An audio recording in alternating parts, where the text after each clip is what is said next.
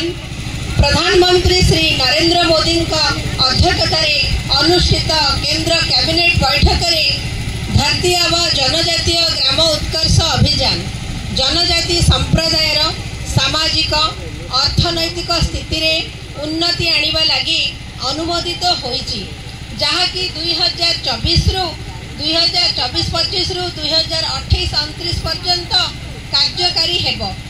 धरती आबा जनजातीय ग्राम उत्कर्ष अभियान भित्तिभूमि स्वास्थ्य सेवा शिक्षा एवं जीविका क्षेत्र में गुरुत्वपूर्ण व्यवधान को दूर करी जनजाति अंचल एवं संप्रदायर व्यापक विकास पाई केंद्र सरकार द्वारा शुभारंभ होईची।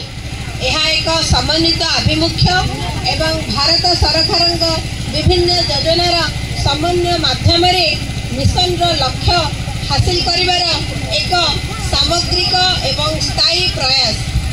यही मिशन द्वारा मनोनीत जनजाति बहुल ग्राम 500 किंबा ताठारु अधिक जनसंख्या अति कम रे 50% आदिवासी बासिंदा तथा आकांक्षी जिलार 50 किंबा ताठारु अधिक जनजाति जनसंख्या थिबा ग्राम रे सक्षम भित्तिभूमि विकास एवं सामाजिक अर्थनैतिक स्थिति को वृद्धि करिया को लक्ष्य रखा जाइछि।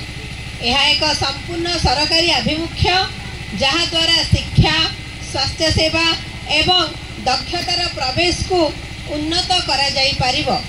एही मिशन रे ओडिसार 27 गोटी जिला 234 ब्लॉक 7667 ग्राम 10,83,661 जनजाति परिवार एवं 48,15,670 जनजाति लाभार्थी अंतर्भुक्त अछंती।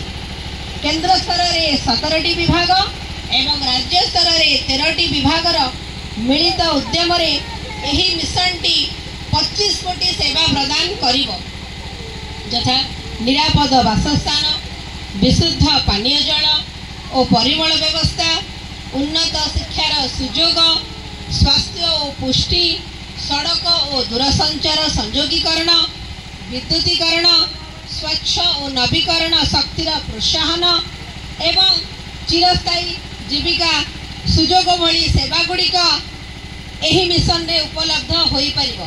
आम सुंदरगढ़ जिल्लार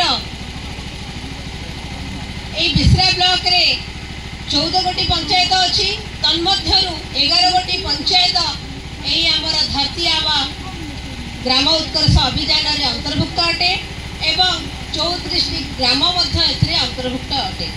आपणकर जामसेरा पंचायत रे थिबा 6 गोटी रेवेन्यू विलेज रु गलपोस जबाघाट जबापानपोस एवं बिजाडी मध्य एथिरे अंतर्भुक्त।